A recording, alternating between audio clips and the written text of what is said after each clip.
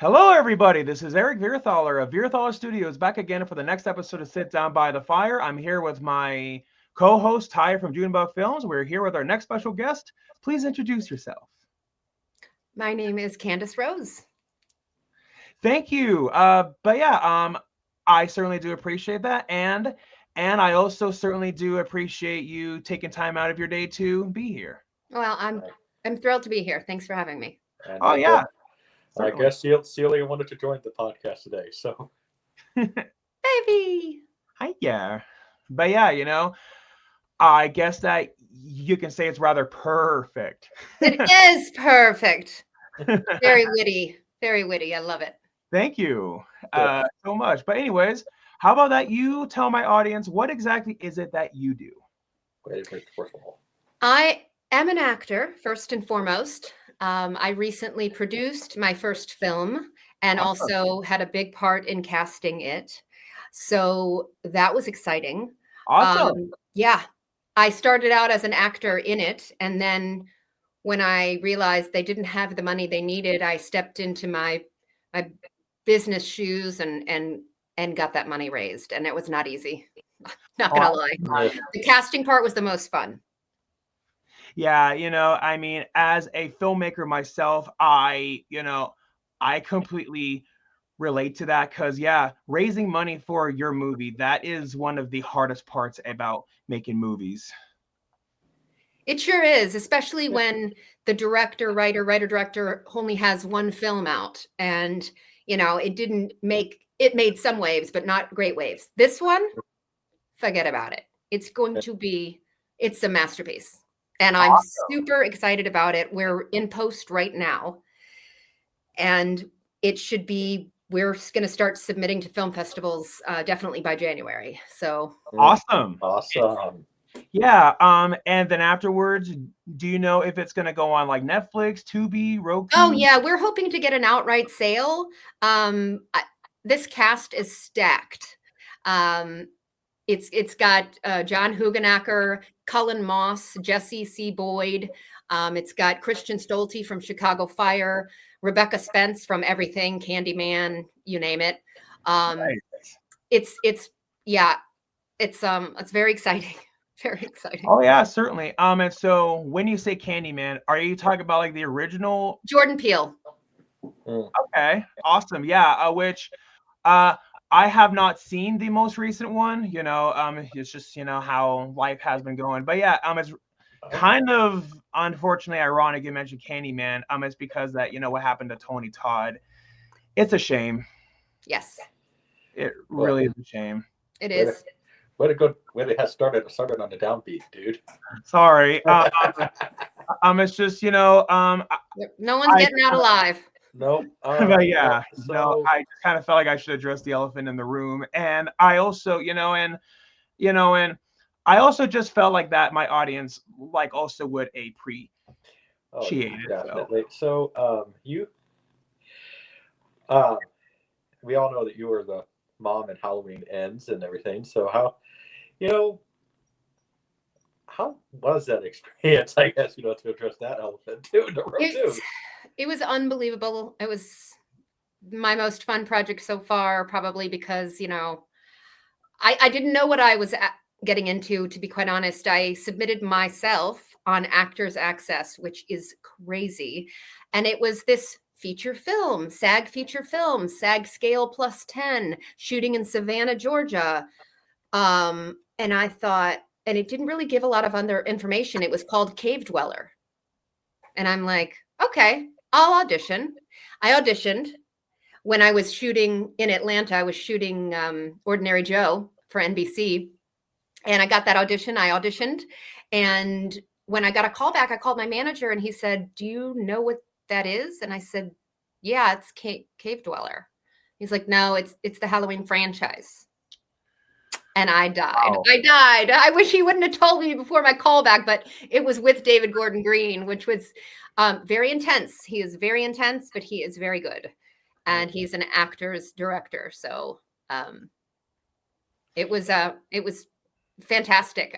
But auditioning for one of the Halloween movies you don't get any information. My sides were dummy sides. I had no idea what I was saying, what I was reacting to. So I had to just make stuff up. And I made stuff up. And in the callback, that last line before the opening credits, what have you done? I had to act like I didn't know what it was, but he wanted me to say it directly into camera and just scream it, obviously, like I did.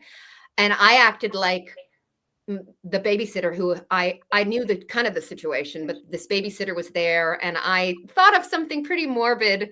I have these favorite curtains in my bedroom and I imagined that he had spread feces all over my curtains. So I was like, That's a very, that sounds like a very shitty situation. It worked out. There you go. Yeah, and now that you said that, it's like, now when I go back and rewatch Halloween Ends, and when I see that, it's definitely going to make it a lot less intense. Oh. I had no idea what was going to happen to my son Jeremy, and it's interesting. I don't have kids by choice, and I had him in there, and I didn't realize also when I watched it that he was such a little brat. He was. Oh my gosh. And I mean, I raised him, so I was like, I didn't realize that until I watched the movie. I really didn't know anything about anything. And David Gordon Green specifically said, no one besides the writers, not even the producers, know the ending to the film. So we had a few rehearsals in Savannah, Georgia. I was there for 2 weeks, even though I only shot for 4 days, but we had a couple rehearsals and, there were many locations and, it was amazing. And I'm so thrilled now because I get to go to these conventions and meet all these fantastic fans that are so passionate and so appreciative, and it's the best. Yeah, and I mean, I can imagine that they probably called it cave dwellers, probably just in that way that like that it wouldn't get leaked. Oh, totally. It was a code name, and a lot of projects these days have code names, and a lot of projects have dummy sides. When I auditioned for Marvel, She-Hulk, I didn't know that it was. I knew it was. I didn't know a lot. I knew it was Marvel. That's all I knew. I didn't know it was She-Hulk. I didn't know. I had to do some real research, before that one, and then I figured out somehow that it was She-Hulk, and so. But they don't give a lot of info because everything gets leaked, and then there's spoilers, and then people are mad. Yeah, it is. Yeah, exactly, and nobody ever wants to have a movie spoiled for them. So no. Yeah. No. So probably it's a good thing. And then all these NDAs that you have to sign. I mean, I had to sign. I had to like you sign your life away, and especially for Marvel. Oh my gosh, it's unreal. It's like they own me now. Oh yeah. And especially with all of every outfit that I had to put on. I was supposed to be in 4 episodes. I was only ended up in 2. They cut out. I guess the episodes were only 22 minutes, so they had to move quickly, and a lot got cut. But I didn't realize. Oh, I forgot my train of thought there. But anyway, I didn't I didn't know what was happening, but I truly enjoyed it. It was so fun working with Mark Ruffalo and I mean the rest of the cast, the family. So fun. Awesome. And I was I hit a trifecta there for a little bit. I had those 3 big projects, Stranger Things and She-Hulk, and it was like I was on fire. Heck yeah. And that was after I took a 13-year hiatus from the business. Like I was out from 2005 to 2018.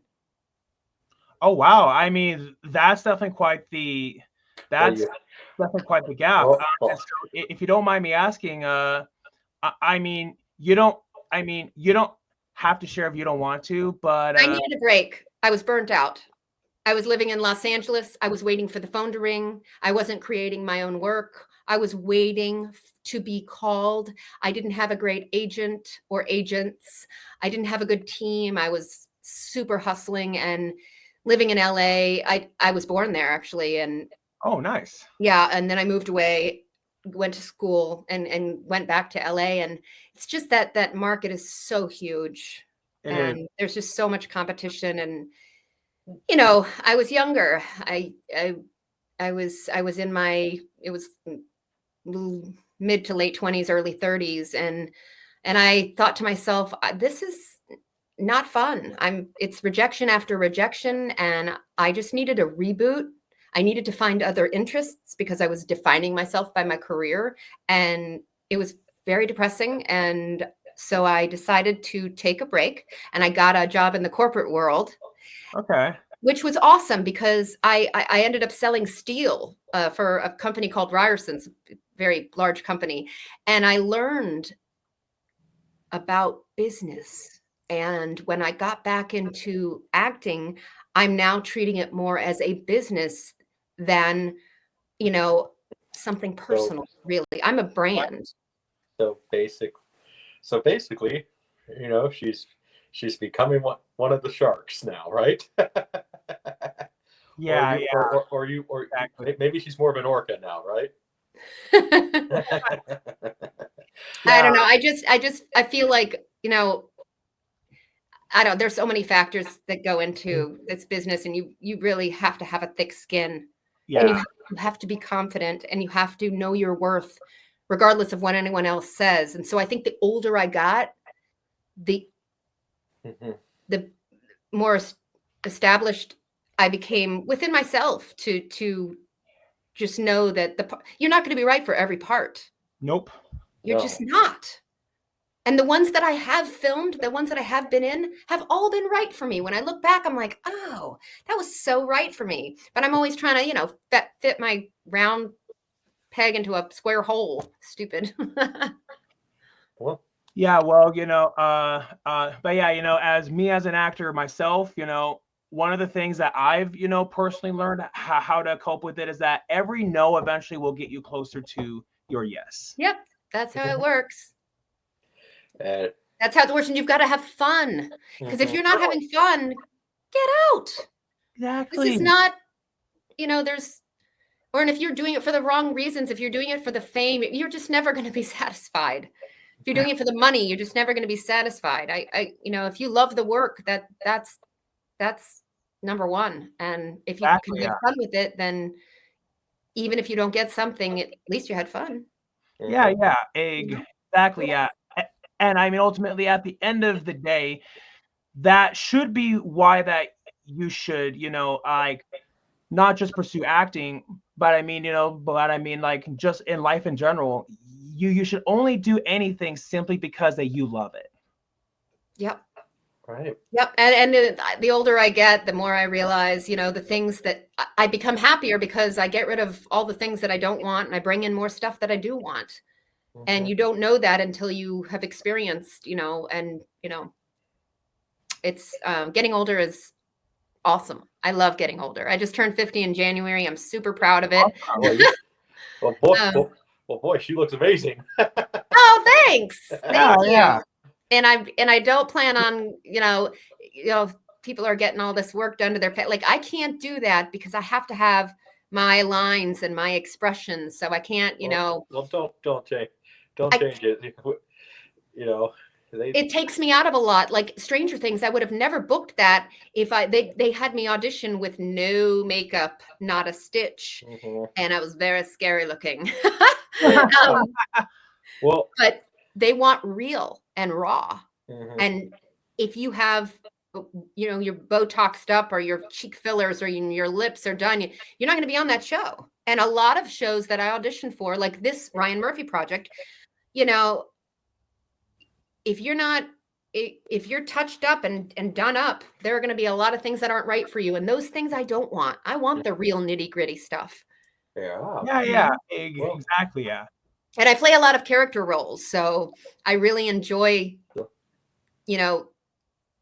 looking, looking ugly sometimes. I really enjoy, like, I got a real white trash side of me that's really fun to play. And it's just, but I have a certain look, and I started my career, believe it or not, as one of my first roles was a homeless woman on The District with Craig T. Nelson. My second role was a sex worker. I was a hooker basically on Strong Medicine on Lifetime. I played up I played all sorts of character roles, and I'm lucky and thrilled that I get to be so versatile, and so that's more fun to me than just being me. Well, yeah. Well, I mean, that's kind of just acting, you know. Yeah. You Yeah. pretend for a living, so. Yeah. And Yeah. what was the what was the what was the movie that inspired you to want to be in? We were talking to little Candice, you know. Mary Poppins. I watched that movie probably 50 to 100 times. I loved the magic of it. I loved the singing. I loved that you can transport someone. I mean, I was so taken by the movie that I thought that if I took an umbrella on a 6-foot wall with my sister and we could jump off with the umbrella, that maybe we would be like Mary Poppins, and that did not happen. Well, I certainly hope that you didn't get hurt too much. I didn't get hurt too much, but I got hurt. Hopefully, no broken bones. Ouch. Yeah, but and the Sound of Music. You know, I just, yeah, those were probably my two, the movies that inspired me the most. Did you ever see the original Von Trapp movie from the 50s? Of course, that's the one that I watched. Yeah, no. There's one that was made previous. It was made. It's the Von Trapp family. It's not the Sound of Music, but they made part 2 and 1. It's more actually based on the actual family. Oh, I want to watch that. Oh, I will. Thanks. Yeah, it's just the Von Trapp family. It tells more of the actual story, not so the Hollywoodized version, because I think it was actually made in the actual country. So that's really cool. Yeah, interesting. Yeah, honestly, I actually was not aware of that. So there's that saying that you really do learn something new every day. Well, just got that. Sometimes have that useless Hollywood knowledge sometimes with me. So it's a blessing and a curse. So I would rather have that than, you know, I'd rather know a little bit about a lot of things than, you know, than not. Yes. Well, so I guess obviously you were a fan of Halloween beforehand and everything, I assume, and the other horror franchises, right? Or not really? No, honestly, horror scares me. I loved I mean, horror for me, the horror that it's like Kathy Bates in Stephen King's, what's it called? I think it's called Misery. Misery, yeah. That's my kind of horror. Yeah. That kind of thriller. But no, 1978 obviously was, you know, the original Halloween, and I loved that. Like, I definitely saw that, and I definitely watched a few after that. But I'm really not a big horror fan because I don't like to be stressed out and scared. And then I go to bed at night. I got my gun next to me, and I'm ready to. I don't want to be scared before I go to sleep, and so if I watch something, it's going to be in the morning. So, which I would say that's fair, and you know, and what I find ironic is that Jamie Lee Curtis also says she's not a fan of horror movies either, but yet, you know, Halloween is one of the things that she's known for. So yeah. Now I hear they're doing a TV series. Yes, and also from what I heard that Jamie Lee Curtis said she may or may not. Yes, I know. I heard that too. Yeah, and it's funny. I thought she was done. I mean, to be fair, she also said that about Halloween H2O. She said that about Resurrection, and she said that about Halloween Ends. So money talks, right? Yep. Yeah, seriously. Yeah, but she's, you know, even though she is a Nepo baby, she is extremely talented.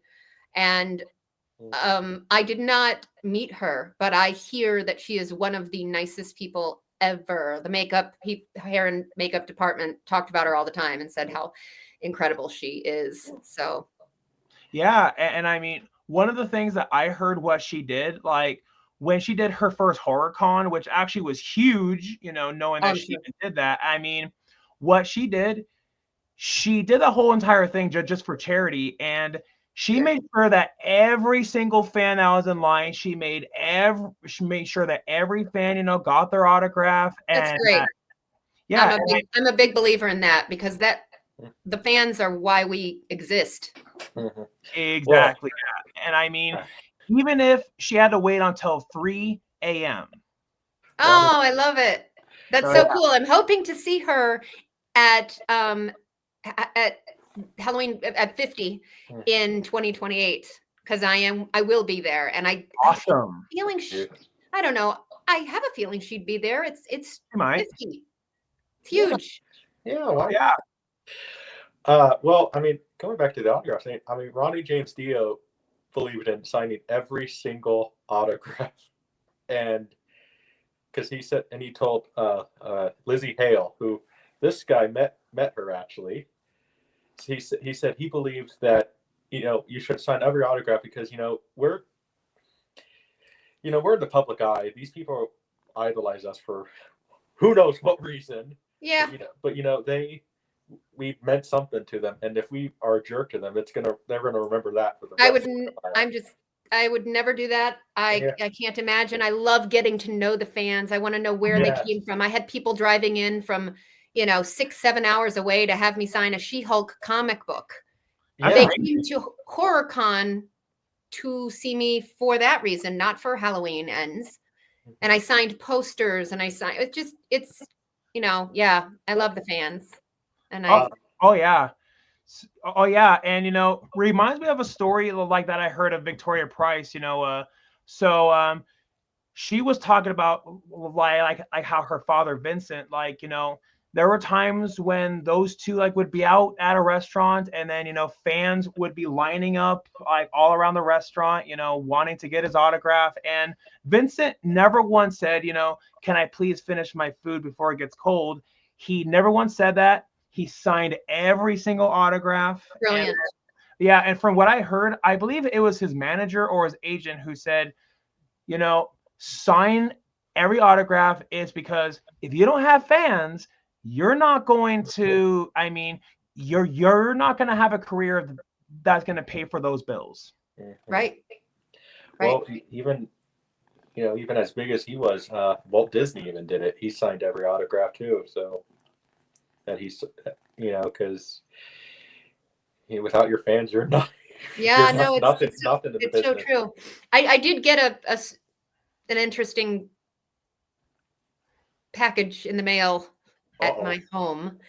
And it was someone who was a major fan and wanted me to sign. He had printed out pictures of me in Stranger Things, She-Hulk, and Halloween Ends, and he wanted me to sign them.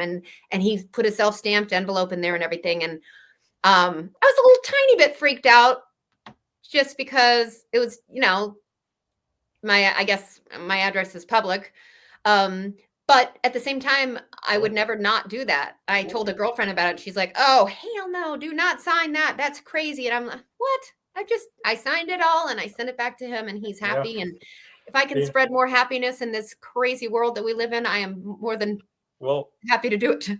Oh, yeah. Cassandra Peterson, Elvira, once said that she's gotten some very strange fan mail. So yeah, I can imagine. And guys from actually in prison who wanted her to sign it. So, well, everybody needs support. So yeah, certainly. Yeah, and a signature can go a long way. Oh, certainly. Well, even recognizing that individual goes a long way. I don't want to disappoint anyone, and especially people who are, people who admire me and my work, whatever. So one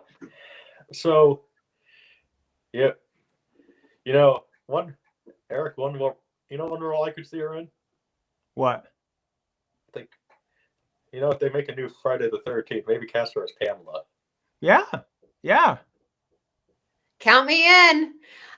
Yeah, and I mean, going from Halloween to Friday the 13th, which I believe that there have been other people, who have done that too, going from one franchise to another. And so, I mean, who knows? Just give her the trifecta.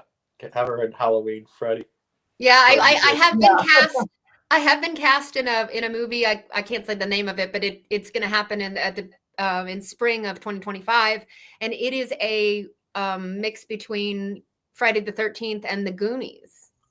Interesting. It is. It's a great script, totally funny, totally, scary. And so I'm going to shoot that in Colorado. Awesome. Well, awesome. Horror is it's just such a huge genre. It's unbelievable how many horror. Oh, it is. Yeah. And there's also so many subgenres, like, the zombies, the vampires, werewolves, the slashers, and like it just goes on and on with all the subgenres, which I think that could be one of the appeal factors to it, is like knowing that you can do so much with it. And they're the easiest they're the easiest movies to raise money for, certainly, yeah. People put money into horror more than any other film right now, and it's fascinating to me. Yeah, that, and on top of that, horror movies usually don't cost a whole lot. Right. Nice, considering that they have such low budgets, but their profits are pretty high. Yep. Mm-hmm. Yep. They are. Even you've written some pretty interesting little horror movies, Eric. So Yeah, yeah, that I have. But this is, this is not about me though. It's about her. So Mr. Humble, isn't he? So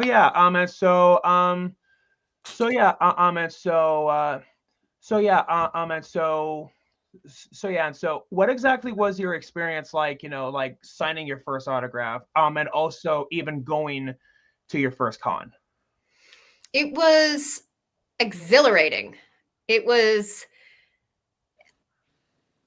I consider myself a bit of a homebody and a bit of an introvert.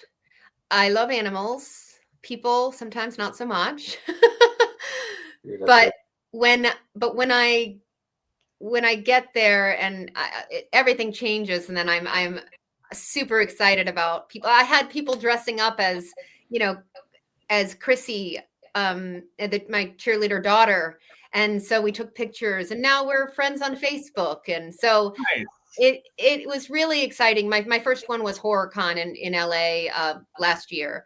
And it was, an experience like no other. And I absolutely loved it. I didn't get tired. I didn't get hungry.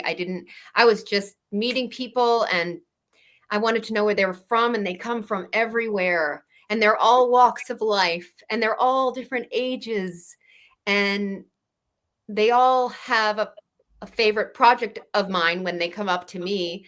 Some people were nervous though, and my my friend who was assisting me, she called herself my handler. She said, "Oh, this woman's coming up to you and she's circled the table like 10 times." I'm like, "Oh, okay." So she came up and she was so nervous. And I was like, I'm just, I'm me, and I'm totally normal. And, and so, it's, everybody gets excited in their own ways, and maybe hers was more excitement than nerves, but she was certainly cautious and amazed when she met me. Sometimes, people get shocked, star shocked. What's it called? Starstruck. Yeah. Starstruck. Thank you. Yeah. So shell shocked. I don't know. Starstruck is the word I was looking for. Thank you. Yeah. But it was cool. Awesome. Yeah. And and I mean, in my own opinion, you probably will agree. The moment somebody asks you for your autograph, it is one of as far as like a compliment goes, it's one of the biggest ones that you truly could ever get. So yeah, it's people there's major collectors out there. There are. Yeah, and I play Texas Hold'em. I'm a pretty big Texas Hold'em player, and I have tournaments that I go to, and I've the people in the different poker leagues. there's one that she has everything from Halloween Ends, and she's doing a charity event. She wants me to sign 10 headshots, and she's gonna raffle them off for charity. And I love that when it's for a good cause. I mean, count me in. Well, let's see. When you win one, yes. What's your speech? Oh my gosh. Honestly, that whole award thing is weird to me. It's just, how can you judge and pick a winner? Everybody is so good that is out there working. It blows my mind. Getting it. I've actually never received an award before, and it's not really what I'm going for. I have no interest, to be quite honest, in getting an Academy Award. I just want to work. And be employed and get my SAG health insurance and be able to survive, because as an actor, it's tough out here, as you know. Yep, and especially in Los Angeles, like where the population's a lot higher. From when I last checked, I mean, maybe it's changed since then. I saw there was like 3 million people or 4 million people. Yeah, that's a lot of people.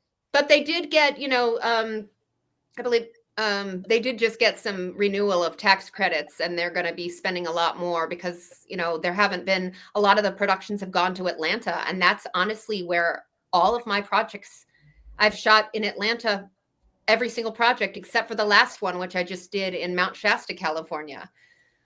So, and that was a feature film, and that was the only one that was out of Georgia. So things are starting to happen back in Los Angeles again, and shows are, starting to get the credits. And a lot of people they're moving away from LA. They're going to Texas, Georgia. There's some cities. You can be anywhere. In Florida, and I won't even tell you where I am, because you know what? I will go where the work is. There you go. Exactly. And I mean, you got to do what you got to do. Like heck, we're lucky enough that we have self-taping, that we don't have to go in person anymore. Right. It's the best thing ever. And I've learned so much watching myself doing these tapes that I've grown from my own experience. Yeah. And I mean, just doing these self-tapes, it's made it so much easier. It's like, does it suck that COVID happened? It does. But ironically, I promise I'm not trying to sound morbid when I say that, but that's one of the blessings that has come out of. I couldn't agree more. Silver lining. It was a blessing in disguise. Yep. Silver lining for actors, I think. Oh, yeah.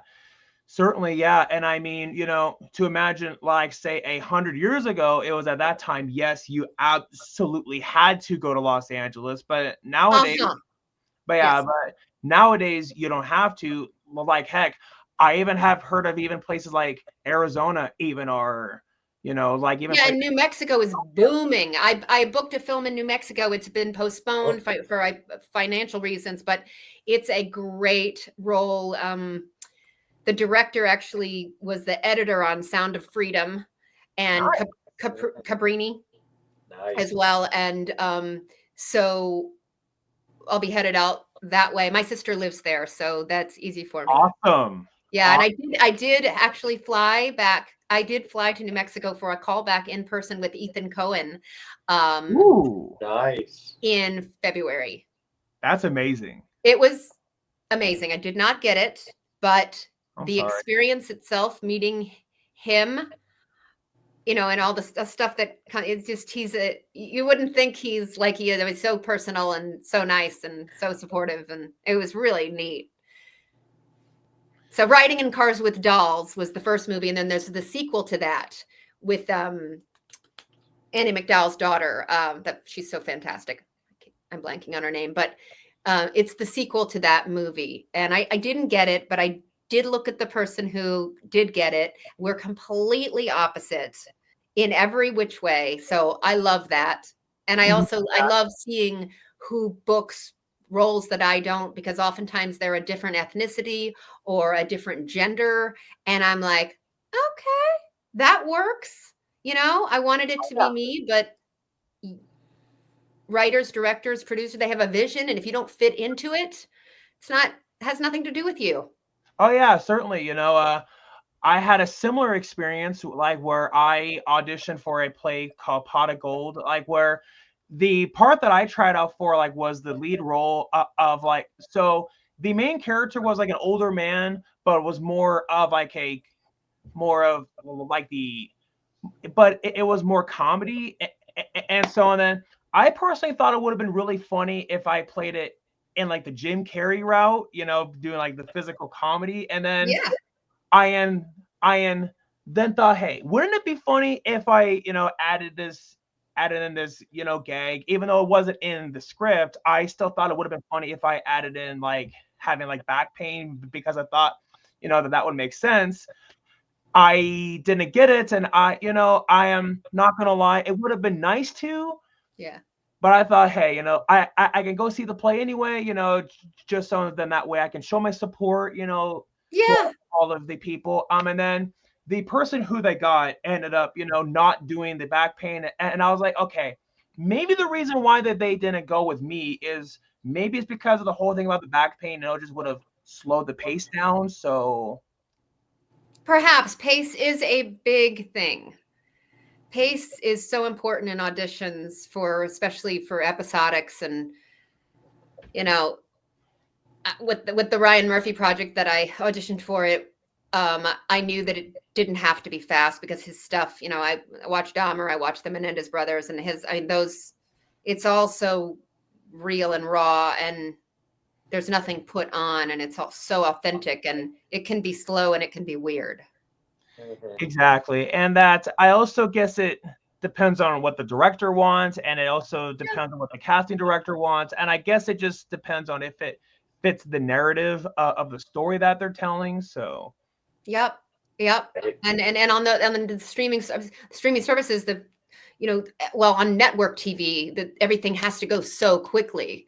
And that's why sometimes you gotta, and that muscle memory, the lines memorizing after that 13-year hiatus, I'm not gonna lie, that was really, really tough for me. Even like 2 lines, I was like, ah.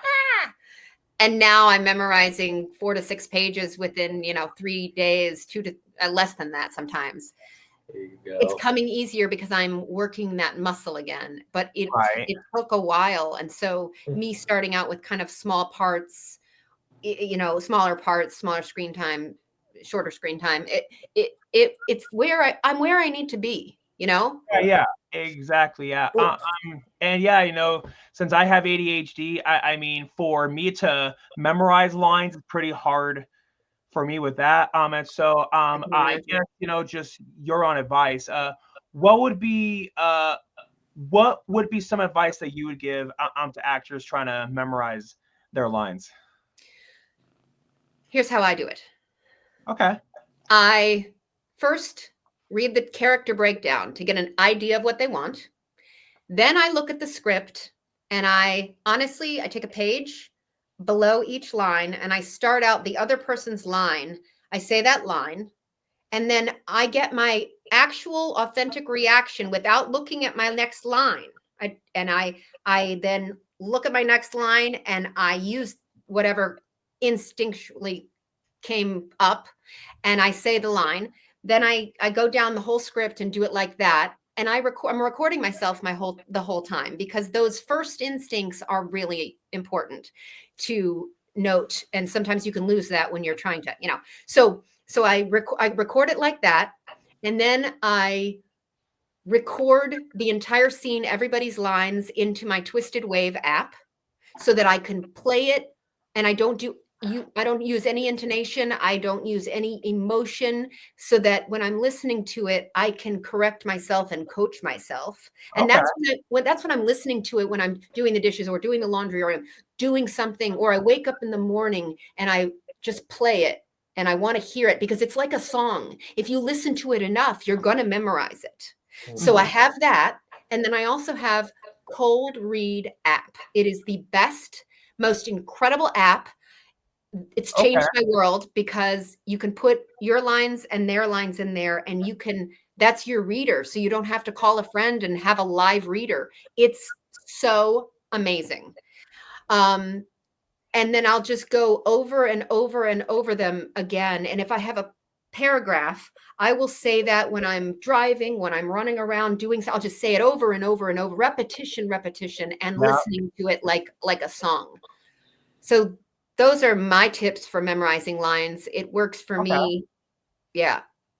Yeah, which I certainly do appreciate that. It's because honestly, I never even heard of that app. And what I would do beforehand is that I would either do it all completely on my own, or I would call up a friend. But but a lot of my friends who are actors now, a lot of them are getting more and more busy, and so Totally. And this, you can just, you put your earphone in, and you walk around your house or your apartment or the streets, and you've got their line. As soon as you have the cue line, their line comes in. And so it's truly amazing. And I run it and I run it and I run it and I run it so many times that it's ad nauseum, really.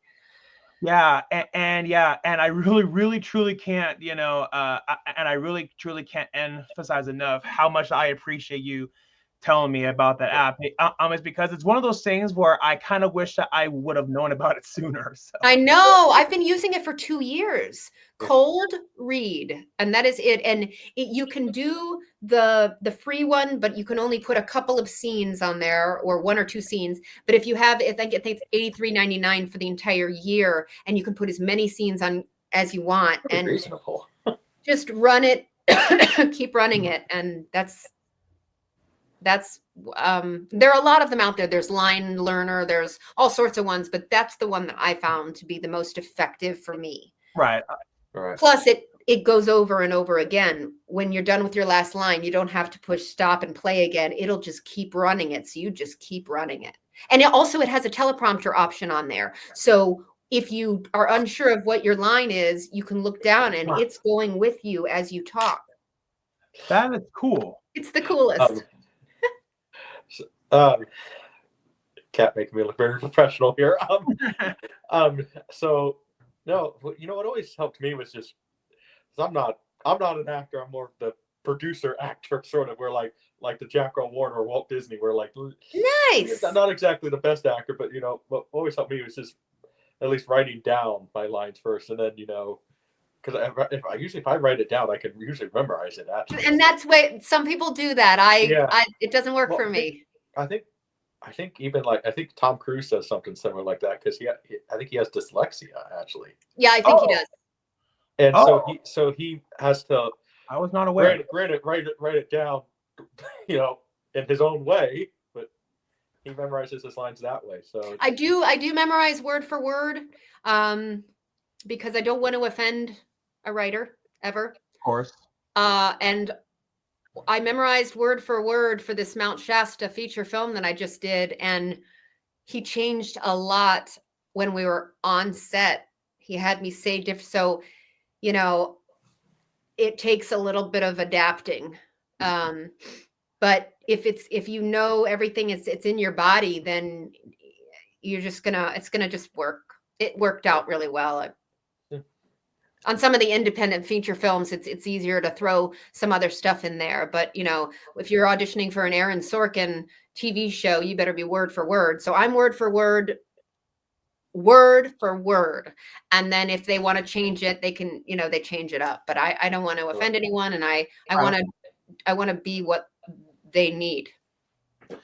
So yeah, so with that said, like how you said how you did some indie films, in your own opinion, would you rather do like say independent films, or would you rather do like more of like these studio films?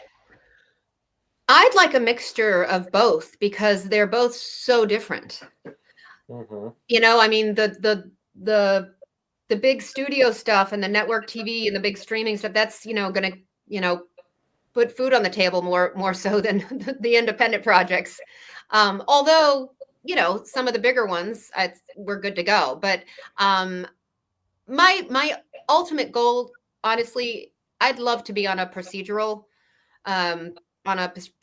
drama. I just finished Your Honor, and I just loved that show. I'm watching The Penguin right now. I mean, those kinds of shows, that's what I want to be on. And I want a, you know, either a recurring character or, you know, I don't know if I could handle a series regular role at this point in my career.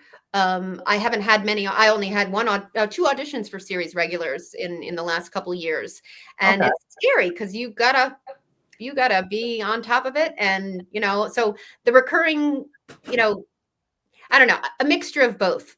I don't want to just, you know, tie myself down to one thing. And it used to be just theater. I did a ton of theater. I have my equity card, and you know, I love that, but it takes a lot of time, and I'm really focused on building my career in TV and film. So Yeah, and yeah, and I mean, ultimately, I feel like that is a great answer. It's because that when you allow for more opportunities rather than just one thing, you know, I feel like that way that can open up a lot more doors. So. yep, I don't stop auditioning for that kind of thing. Like if there's something at a big theater that's a good production with a great director, and it's a reputable theater, I wouldn't say no to it. I would do it.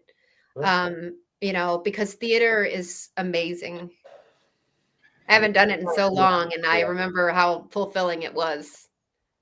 Yeah, and in my own opinion, you may or may not agree, you know, from my own experience, Yeah. but I think theater acting is a lot harder. I mean, considering that you don't have those cuts, like, you know, say if you forget a line, you and then can make that cut and then do it again. But with theater, you don't get any of that. You know, it's all just like pretty much just one shot. Yeah. It is live, and it is exhilarating, and it's true. You have to be quick on your feet if someone else forgets their line. I mean, it is a difficult medium, but it's where I started doing theater in school, and I went to a conservatory program in Providence, Rhode Island, and actually Viola Davis was there at the time. She was in the company, and I would sit in the back of the theater and watch her rehearse.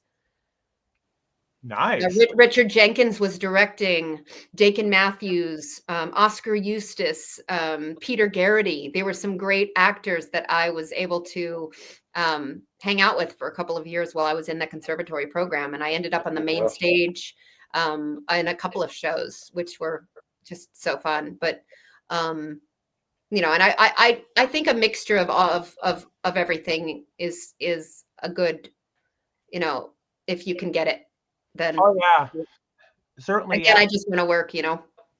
Yeah, and I mean, you know, that's something that I can relate to, because for the longest time I said, you know, I only want to do horror movies, which is ironic because considering most of the films I've done are horror movies, but you know, and then in recent years I did a few non-horror stuff. Like I actually was in a country music video, which is that's fun.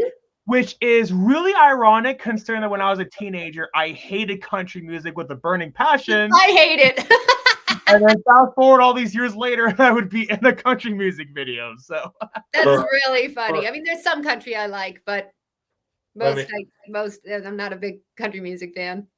Man, hey, I like my Johnny Cash, so because you know, man. Oh well, yes, of course. Yeah, of there course. There are some Garth Brooks songs that I like, and there's some Jason Aldean songs that I like, but you know, for the most part, country is not my genre of choice. Definitely wasn't mine either, but yet, honestly, out of all roles I've done, that was the most fun that I had. It's because I had a beer bottle smashed in my head, and then afterwards, of course you did.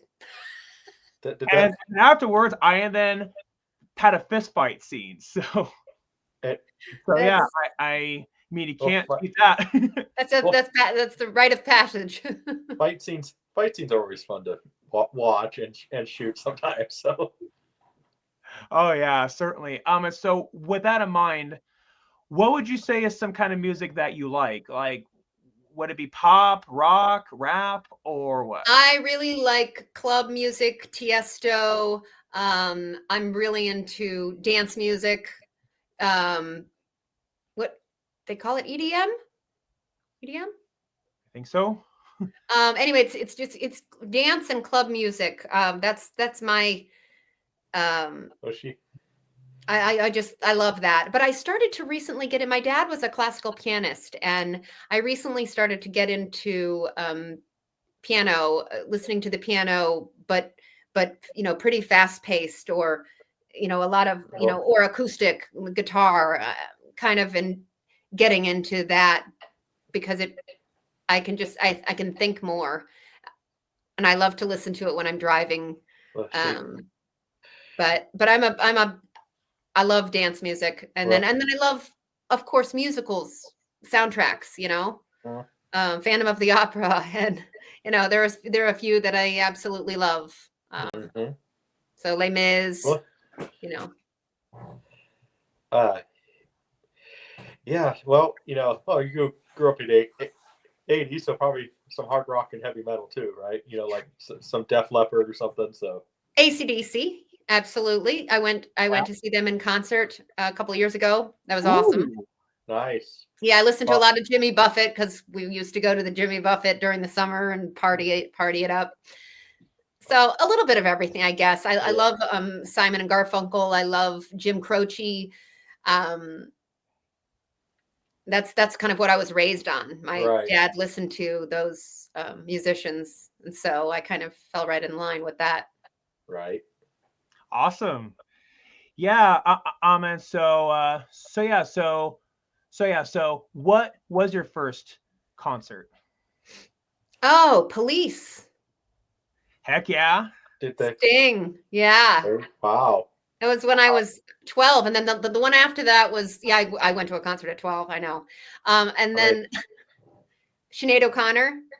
Nice. U2. Nice. I just went to U2 in Vegas a couple of years ago. It was at the Sphere. It was unbelievable. Yeah, I can imagine. Oh my gosh! You're so immersed in everything. There are no bad seats.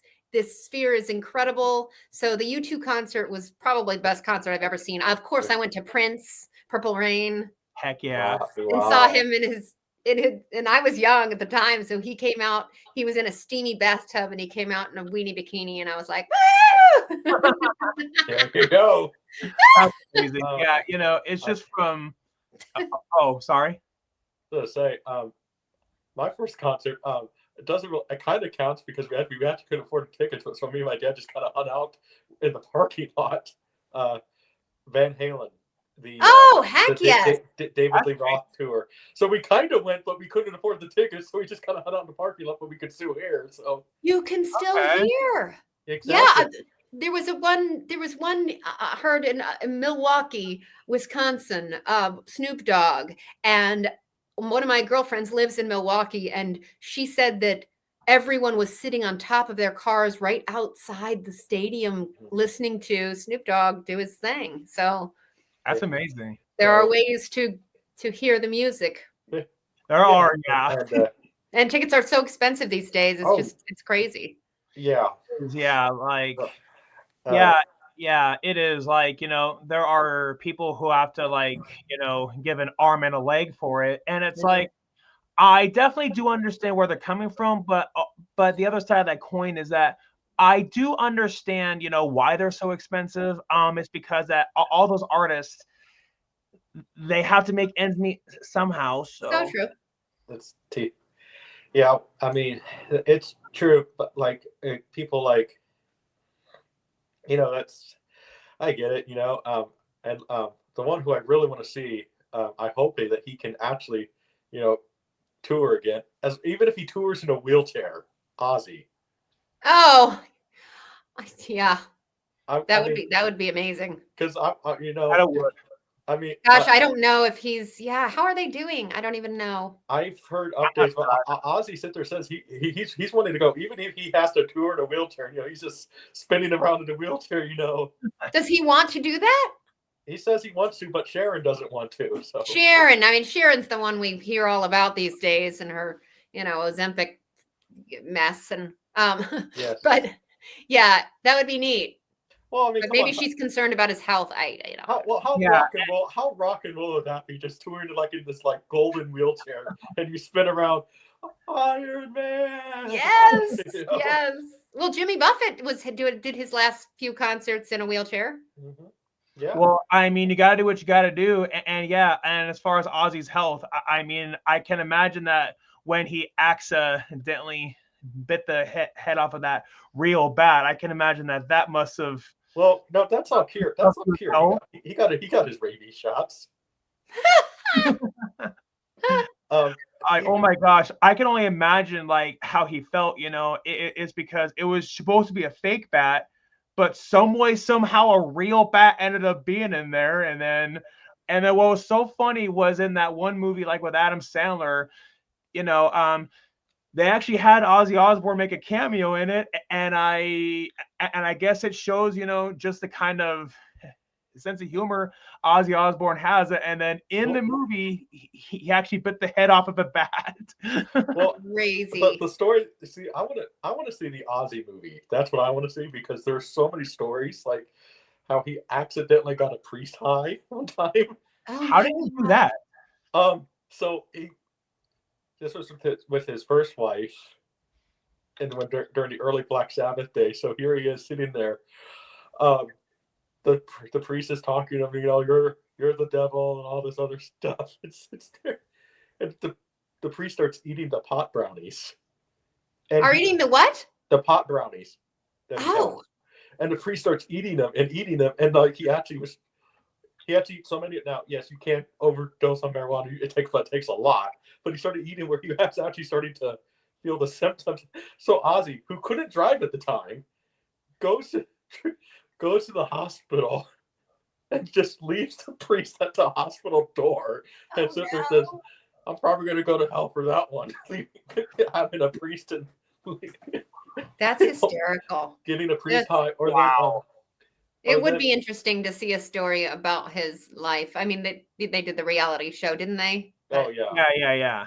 Or one of my favorite ones is when he peed on the Alamo. Wait.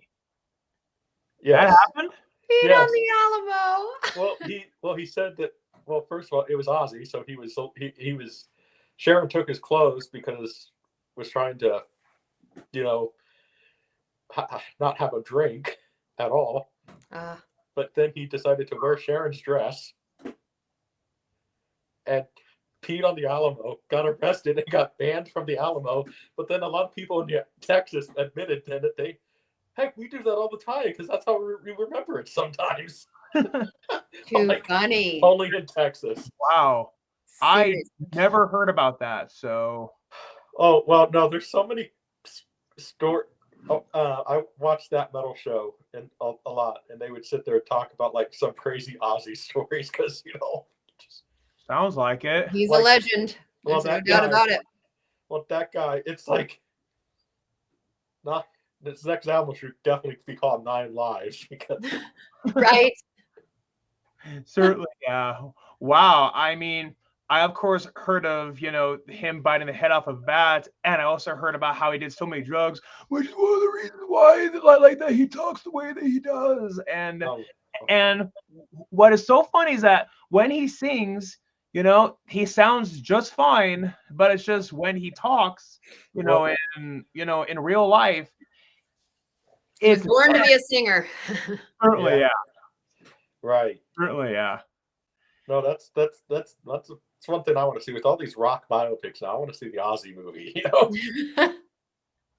But yeah, who to get as Ozzy Osbourne? I mean, I think it would be kind of funny if they got Jack Black.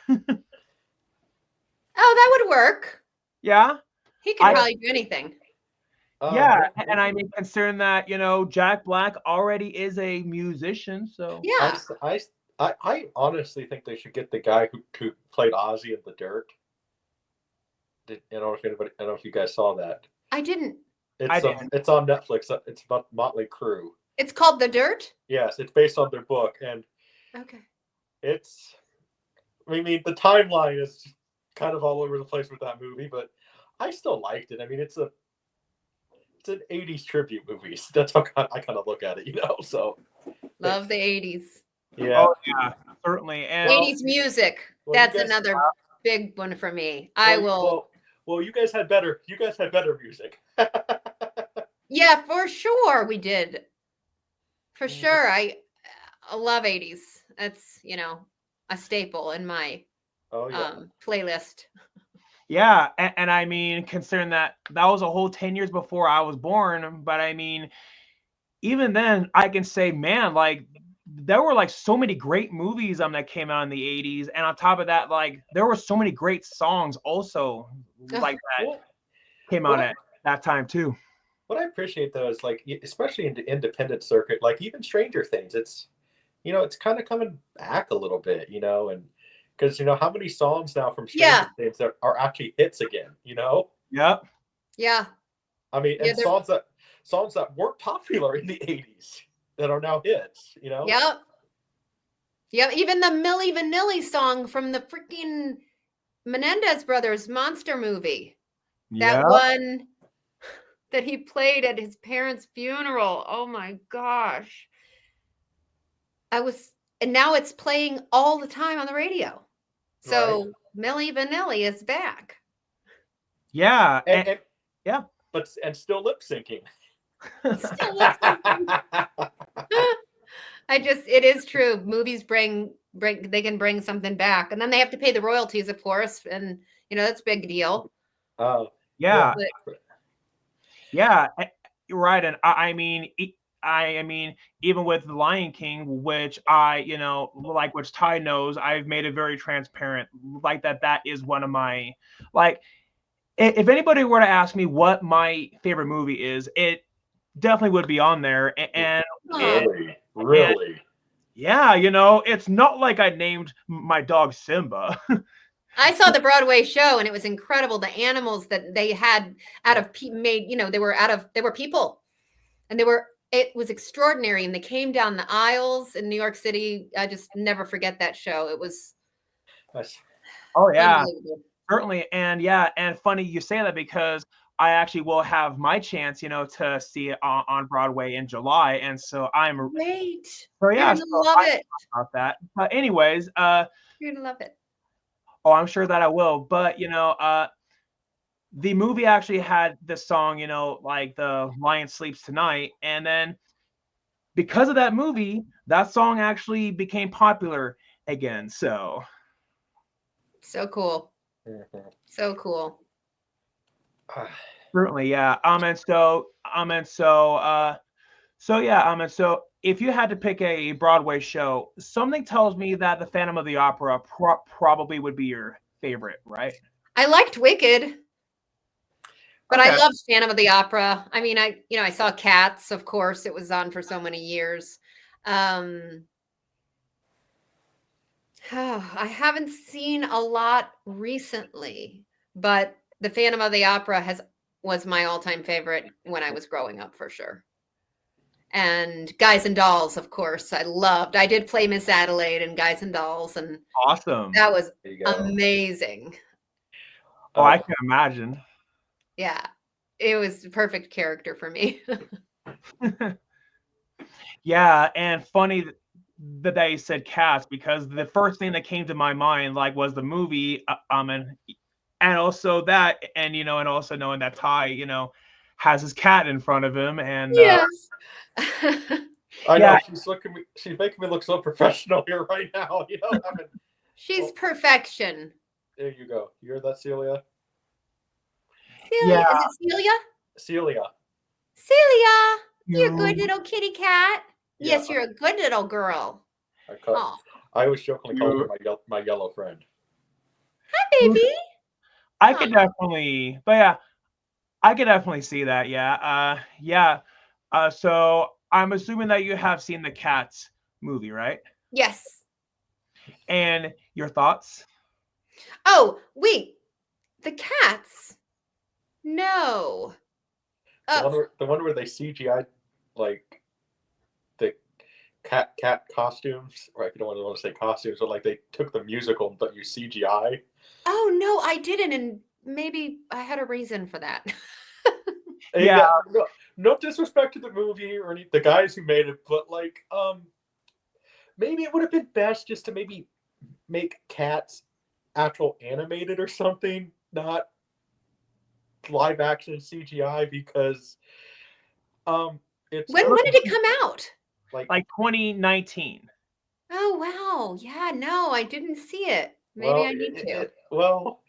it's I don't really want to say creepy because like it's just like how they did it. It just looks off, is what I'll say, because it's just like I think cats make it animated. Like I think that would have worked better. Like you could do something like that. Yeah.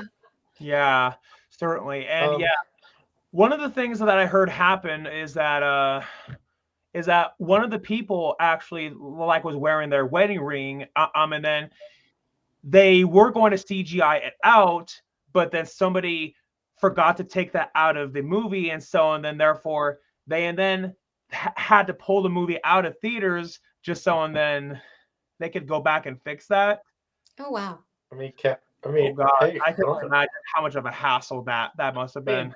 I never. Hey, I mean, I don't know if I like the idea of that. Like all movies have mistakes. Why CGI it out? You know what I mean?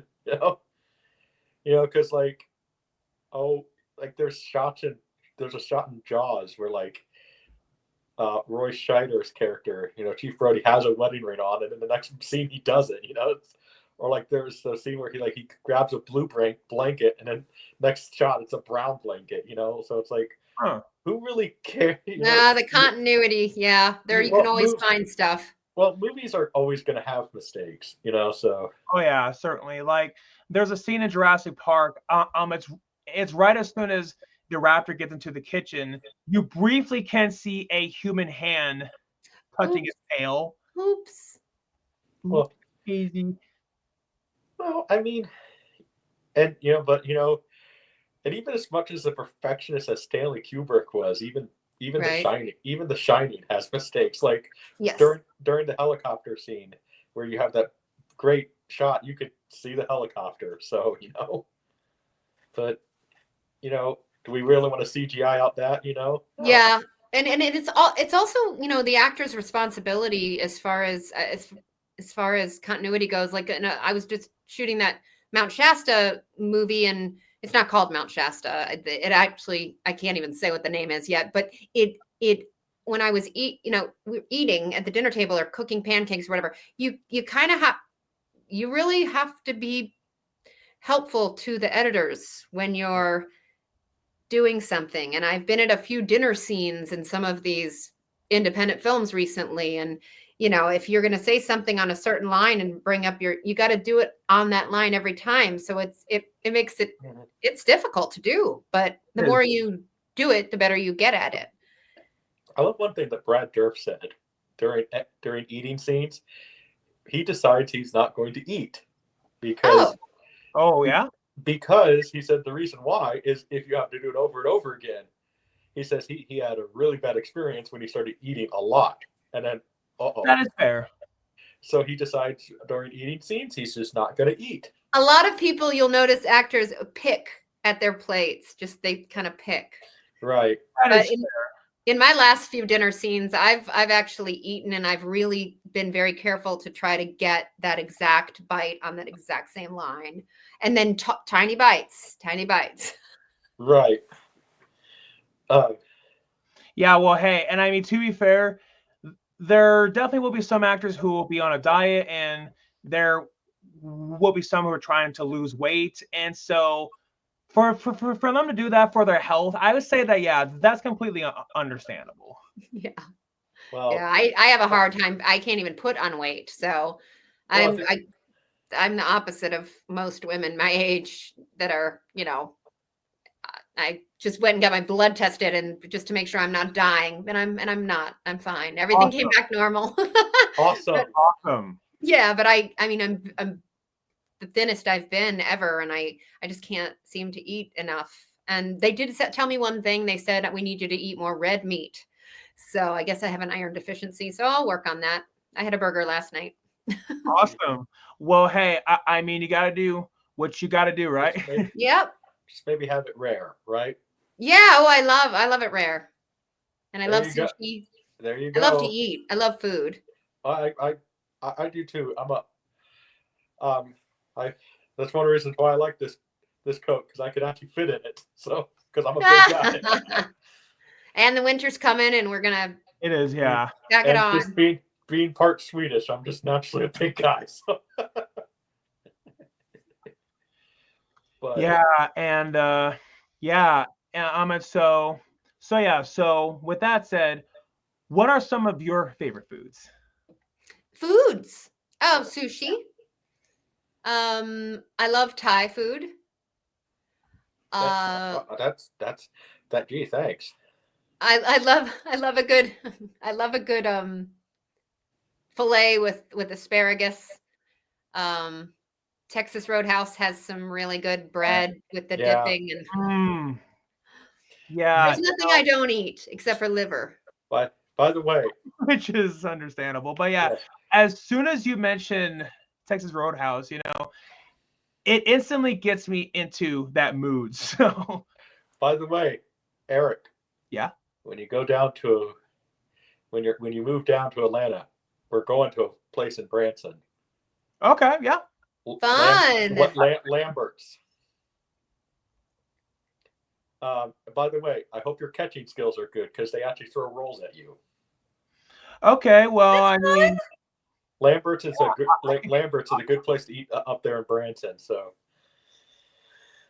very good food, but you better get your catching skills good. I imagine so, because even if you're not at first, it's something that you can easily, it's something that you can definitely develop more. Well, and they, even if you kind of like, cup your hand a little bit, they'll try to throw it more in your hand, Right. So they're not going to sit there, it's like, or bring a baseball mitt. Yeah.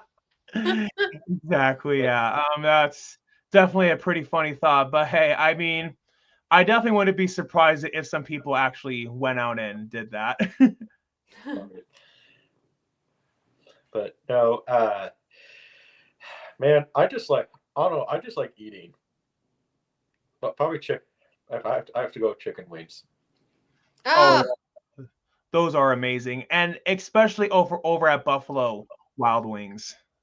I can't do chicken wings. There's just too much stuff. There's not enough meat on the wing.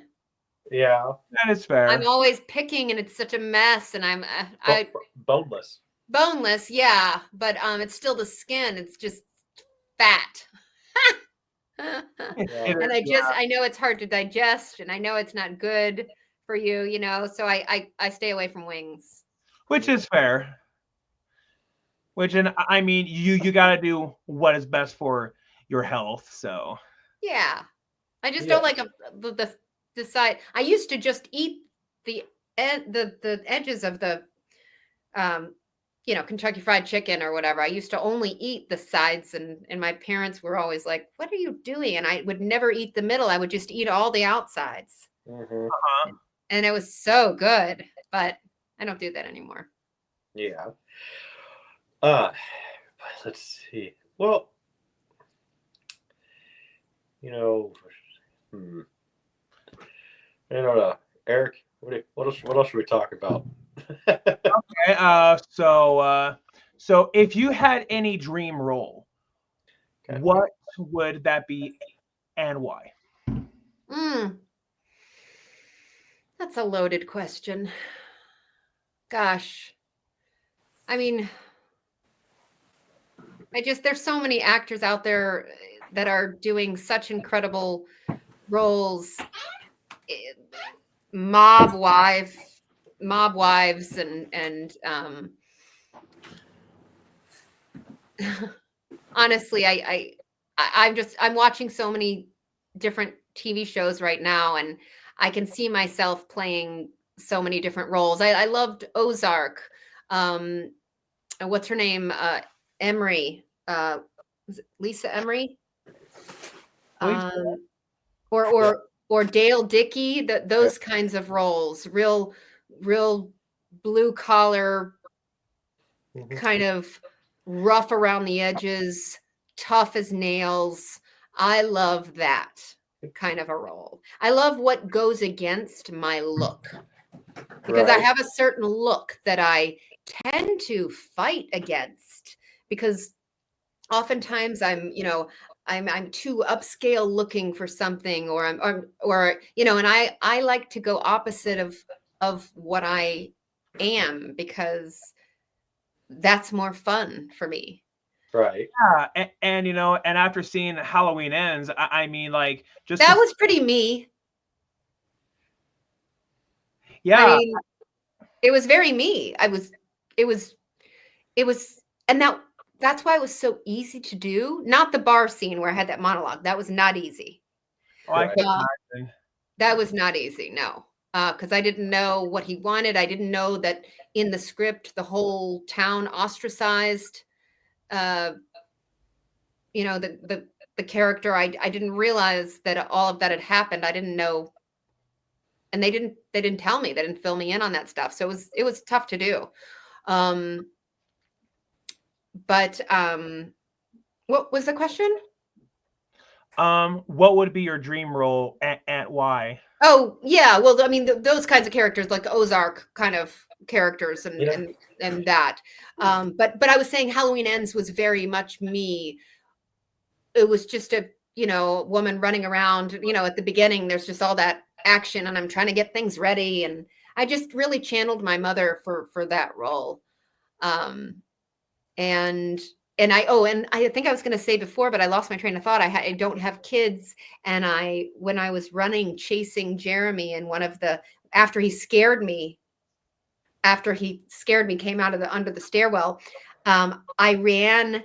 And this was not in the script. I just added it in there. I said, I'm going to get you. I'm going to get you. Because I used to say that to my dogs when they were alive. I lost both of them last year. But I used to say that to my dogs all the time. I just run around and grab their little butts and say, I'm going to get you. I'm going to get you. So I did that with Jeremy. Yeah. It's just amazing. Actors, when you see them on screen, you think that they're doing one thing, but they're really thinking about something else completely. Yeah. But if it works for the scene, then great. Yeah, exactly. Yeah. And one of the things that I liked about your character is that you absolutely do completely understand where the character is coming from, and you absolutely do understand why that the character is so angry at Corey, and and you absolutely do understand why that when your character saw Corey at that bar or wherever it was, you absolutely understand why that your character had all the anger and like that she did. Because yeah, I mean, if I was in that character's shoes, accident or not, it's not going to be that easy to say, oh, you killed my kid, oh fine, how about that you come sit down and have a beer. I know. I did, though, it was challenging for me to remove myself from the way I felt about the actor Roan Campbell to what I felt about him as the killer of my son. That was tough for me, because I really like him as a person, and also when he was babysitting at the house, he's so innocent to begin with, and he was always so sweet. So I did find it difficult to be very, very angry at him, because I don't know what it's like to lose a child. But she was obviously a mess, wearing her same outfit 3 years later, and an alcoholic, and but that was tough. Well, I mean, the great thing about acting, you can put yourself in someone's shoes that when after they lose someone. I mean, yeah, because your dogs are kind of your kids, so absolutely. You could put it. Oh yeah. That's how I get into any kind of character for any sad scene, any kind of emotional scene. I'm always thinking about my dogs or my parents who have both died. That's how you channel those to get emotional. Oh man, sadly, she just she wanted to go out, but maybe you could get a cat, right? Yeah. Yeah, I'm allergic to cats, although I love them so much. Oh, That is a shame. I I mean, could get a skinless one. Those are really funny looking, like penis cats. yeah. Certainly, yeah, They're adorable, though. I mean, I love them. They're I so unique. I they don't are. know. Yeah. I've thought about getting one, but There's I'm also worried that like they're so delicate and that skin there's a is so there's fragile. It's like a, it's a there's a it's like cat there's a cat with hair that for people who have allergies. Uh, oh, I can't was it think of like manufactured for people who have allergies? no. It's I like was a not aware. I can't remember what the name of it. My uncle has one. Oh, does he? I'll have to ask what the name is and have Eric get a hold of you. But Please it's do because Oh yeah. or I'm um I, I'm or, done with dogs for now. I've had them my whole life. It's hard for me to travel. When I leave to do a film, I'm always super stressed out. I'm super stressed out anyway for um, traveling and stuff. And um then Yeah. or you might want to look at what's the laws in your state because there's a cat. It's called a Savannah cat. I think I know what you're talking about. Yeah, they're but they're like cats, but they look like leopards. They're so cool looking. Oh yeah, and they can jump like 8 feet, eight That's foot. so cool. Like Wow. they are like they literally had it, or like some guy had a 8 foot ladder and a cat jumped straight up on My gosh. Wow. but look up on your state to see if they're illegal because Yeah, I will. I Because- definitely will. but If you they're get my glasses on, I think my computer it doesn't have a cord in it. And it might be okay. I've got some juice left. so they Awesome. are, but they're a cool cat to have. It's just that you can actually take them for a walk like dogs, That's so cool. but then people take a look at you like, is that a What the leopard? heck? You know. So I love animals. I just love them so much. I just babysat for 6 nights 2 German shepherds, and that was the highlight of my month. I Because I got my dog fixed, but I didn't have the responsibility of, still having them, but it's 12 houses down from where I live. And I just went over there and spent 6 nights there with these beautiful, massive German shepherds that were just so sweet and little, like big babies, really. German shepherds are great dogs. They're all great. They're all great. I'll watch any dog. I started that as a little side business and I love it. Yeah, well, there you go. Probably use Rover there, right? I did use Rover for a moment and now it's just word of mouth. There you And I'm really enjoying it because it gives me my fix and my animal fix. And then I don't have to stress when I leave town. Right. So Yeah, and I mean, with me being an actor too, and also having my own dog, I definitely do completely understand where you're coming from about having to figure out what am I going to do with my dog. I mean, yeah, dog sitters, it's a lot of money, because then I don't want to board. I would never board ever, because I wouldn't trust that process. Yeah. But I had always dog sitters coming to the house. Mm-hmm. Yeah, I mean, do what you got to do. Like, there was one time when I went on set and I couldn't find anybody to watch my dog. So what I ended up doing is I was like, well, I don't want to, be irresponsible and just leave my dog there. So what I decided to do, you know what? I'm just going to bring my dog on set. Good. I like that. Mm-hmm, There yeah. you go. Well, Certainly. see that's why cats are better sometimes because cats you can.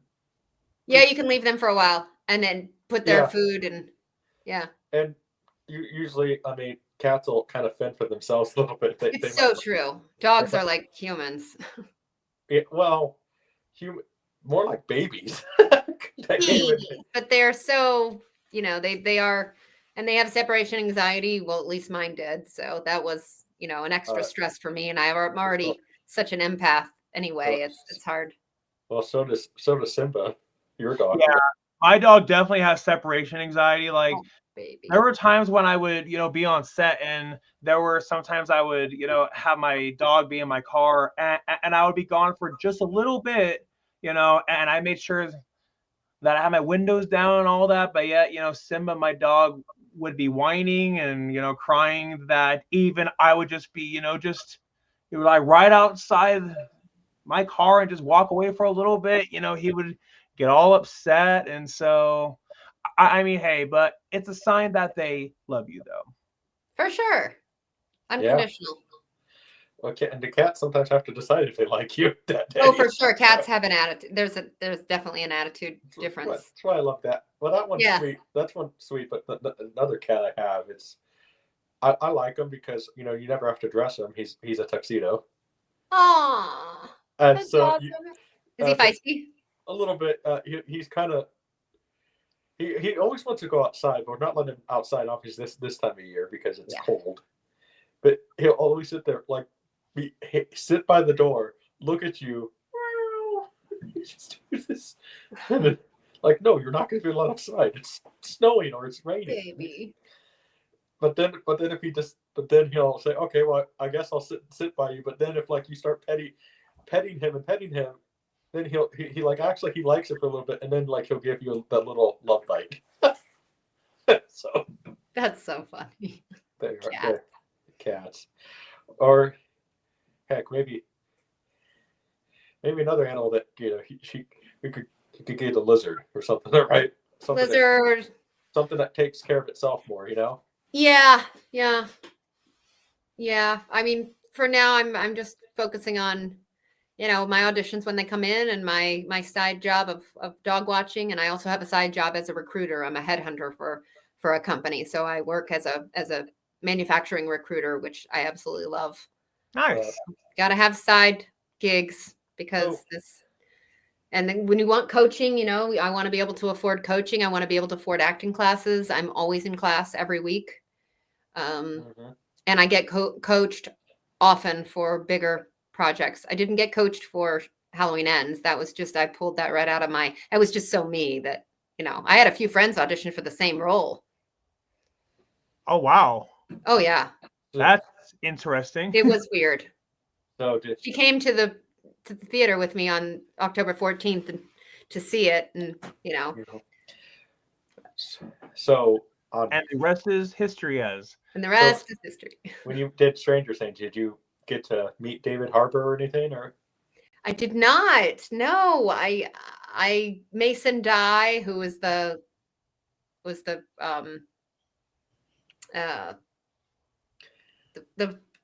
athlete, one of the main characters in that first one, and of course my daughter.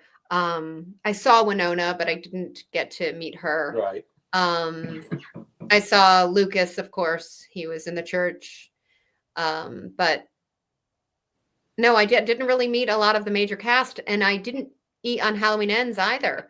And then in She-Hulk, I did. I got to meet Tatiana Maslany. She's incredible. Mark Ruffalo, and that's nice. And pretty cool. Yeah. Oh, and I met Matthew Modine from Stranger Things, and he's so sweet and wonderful. But yeah, that must have been cool because you probably remember when you actually did stuff in the 80s. So. Yeah, tons of stuff. No, it's one thing I like about Stranger Things is I always like David Harbour. He kind of has that like, or he had just like Charlton Heston look to him or something, He does. He does, and he's really, he's done so much. It's just this was his breakout role, so people were like, "Who is he?" But if you look back, he's done. I mean, he was so much. He was in Quantum of Solace. He was in a James Bond movie, Unbelievable. Oh wow, that's interesting. Yeah, I think he was the other CIA agent in Quantum of Solace. So cool. It's been like in all these projects and like, but he's just there's some actors that have their career start later in life. I mean, so yeah, like me. And there's also the example like of Boris Karloff, and I mean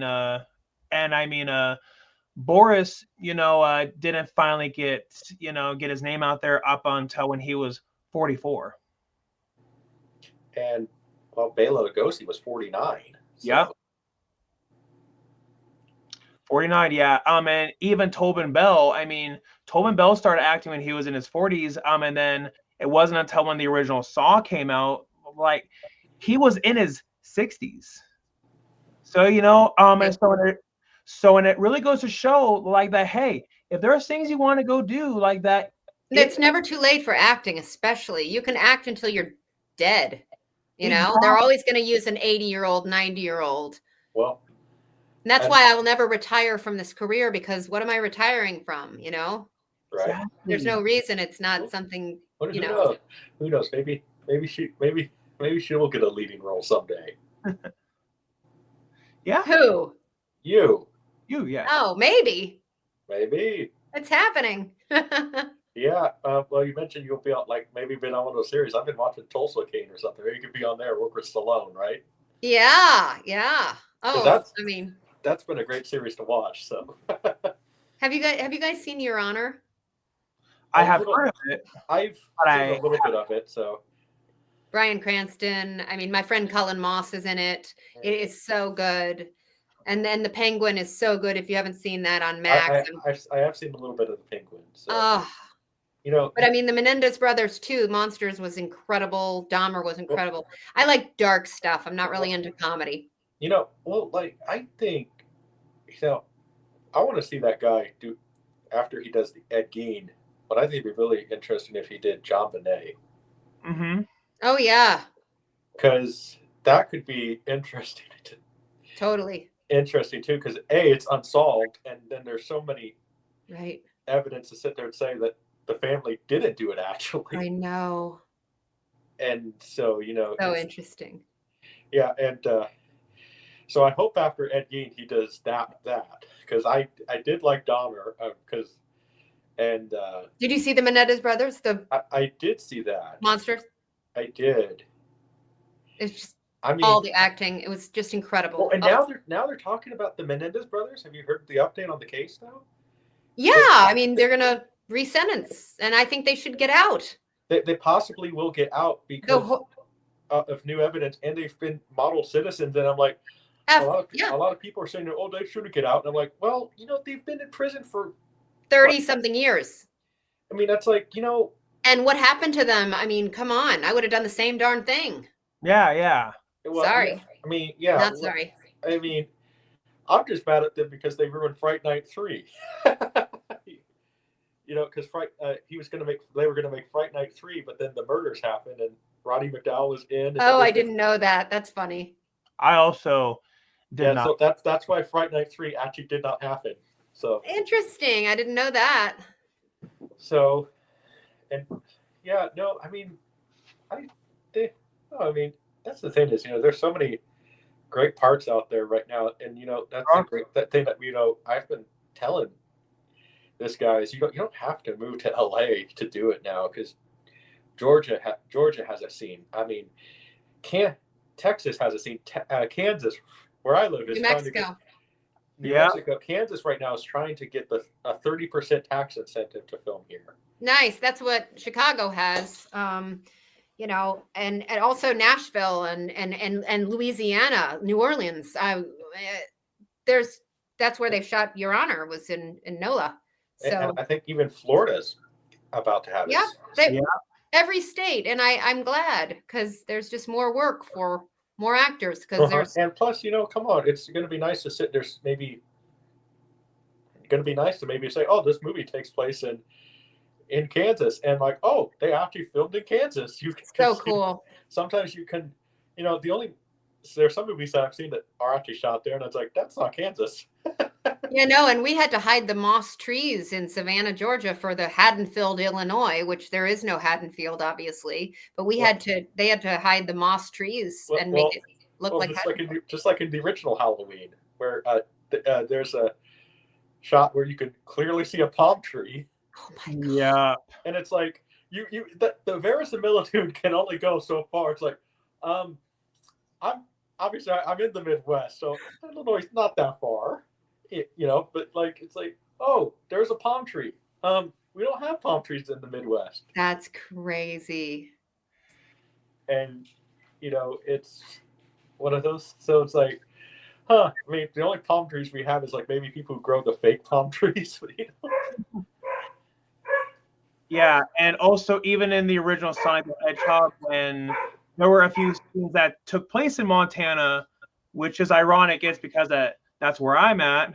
But it's like that deep down, I knew that that's not where they filmed at. I will say this: the only movies that actually got it right that were not filmed in Kansas was Superman, 1978. Like for the longest time, I actually thought that was Kansas because it actually looks like Kansas. So cool.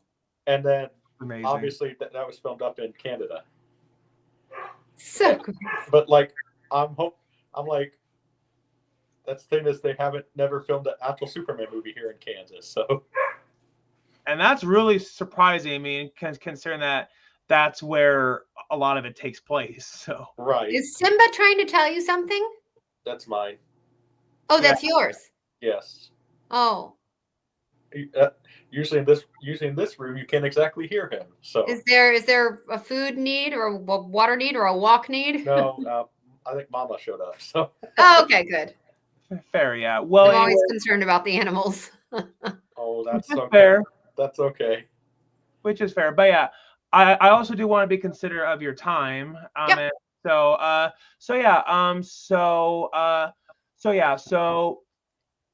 what's some of your advice like to anybody like who wants to pursue the movie industry, like, or anybody who wants to pursue acting?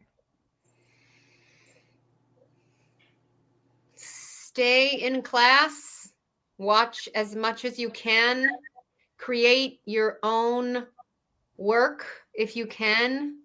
There's so many avenues to do that these days. Write everything down if you want to be I mean, there's endless amounts of stuff you could do, but definitely stay in class. Definitely. and continue to watch other actors work, and but have other hobbies and other interests in life so that your acting can be more enriched and you can, bring that to the screen, different experiences. And but yeah, it's not an easy industry to be in if you don't have a thick skin and you're not confident in who you are. So yeah, if you want to do it, it's not going to be good enough. You have to do it. You can't just want it. I was reading I'm reading Al Pacino's newest, actually his only memoir that just came out. And that's one of the things one of his friends said to him when he was older. He's like, "Why did you make it and I didn't?" And Al said to him, "Because you wanted it. I had to do it." So, it's more than just wanting. It has to be in your blood. And failure for me is not an option. I'm gonna keep going no matter what. And that's why I have to have these other side jobs to keep it all, to be able to afford coaching and classes and headshots and, so yeah. Exactly. I mean, it's one of those things that you got to do what you got to do. And submit yourself in Actors Access. I mean, I got Halloween It Ends on Actors Access. Right. Like, I can't even believe they put that up there. Yeah. But yeah, I mean, I guess you would be really surprised. I gave it to my Atlanta agent. I gave it to him after I booked it. So, you gotta be, it's not work, it's network. Constantly be networking. Follow casting directors on Instagram. Start creating relationships however you can, and build some fans podcast in the casting world. So, well, yeah, Chaz Palminteri, I watch his podcast a lot. He said that your net worth is your network. So yeah, and and I would even tell actors to start a podcast. Yeah. Not to self-plug this one.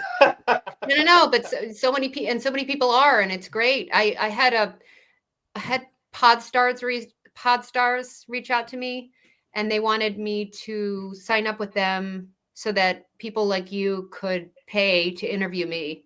And I declined it because you're just, you're wanting to interview someone, and it's giving me a it's promoting myself. I just don't want anybody to have to pay for that service. I think that we appreciate that. I could never charge for an interview. I think it's just not in my makeup too. Yeah, well, exactly, because the greatest, you are your own brand and everything. When you start any type of business out there, Yep. I mean, never. You are the face of the company or face of your. Yes. So absolutely. I was looking for mine. Oh, there they are. Yeah, absolutely. And so I really enjoy, it's been a pleasure talking to you guys, and I appreciate you taking an interest in me as a person and as an actor. And so, yeah, I wish you the best of luck with this podcast, and I look forward to seeing what you put together. So there you go. Yeah, which I certainly do appreciate that. And we will be sure to have a link, like, for people to follow you on your Instagram, and also for people to check out your IMDb. And yeah, great, thank you. All right. It's a pleasure to meet you both. You as well. And thank you. I'll be sure to tell Celia you say goodbye. Oh yes, please. Kitty, kitty, kitty, kitty. All right. Well, have a good evening, guys. You as well. See ya. All right. Bye-bye.